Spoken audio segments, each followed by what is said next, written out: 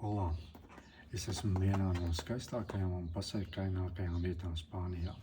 Pirms 15 gadiem es pat iedomāties nevarēju, ka es baudīšu šos skatus un arī dzīvošu šeit.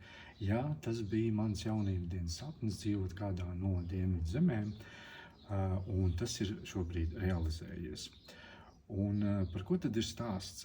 Stāsts ir par to, ka pirms 15 gadiem mana dzīve apmeta kūleņus diezgan tā sāpīgi otro reizi, un es sapratu, ka, ja es gribu mainīties, ja es gribu, ka mana dzīve iet uz augšu, ka mana dzīves līkne iet uz priekšu, un es esmu laimīgs, es esmu pašpietiekams, tad ir jāsāk strādāt ar sevi.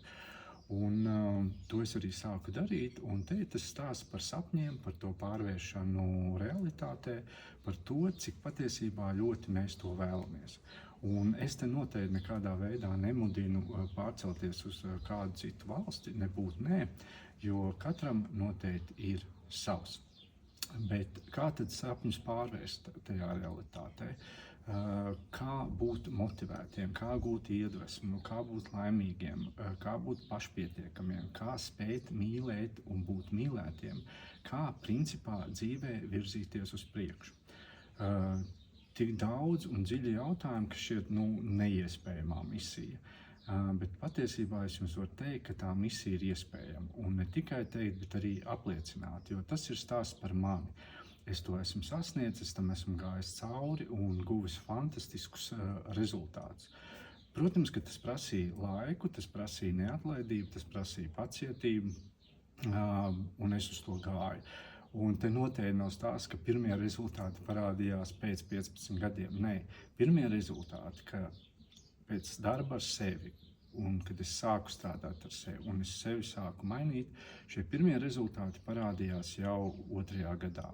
Un tā, principā, 15 gadus visu laiku tā līkne ir gājusi uz augšu.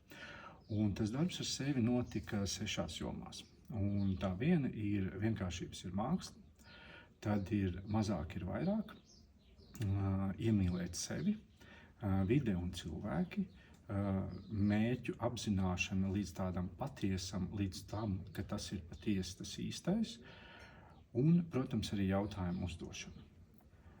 Un visās šajās jomās darbojoties, kā jau es minēju, es esmu gūs fantastiskus rezultātus, es esmu gūs lieliskus panākumus un patiešām jūtos ļoti iedvesmots, laimīgs katru dienu. Un tad es esmu atvaļinājumā, es baudu, bet kad atgriezīšos, es esmu atvērts tam, ka, ja tev ir interese apgūt šīs lietas, iemesties tajā iekšā vai pilnveidot sevi, tad gaidu ziņu. Nos vemos, jau uz tikšanos!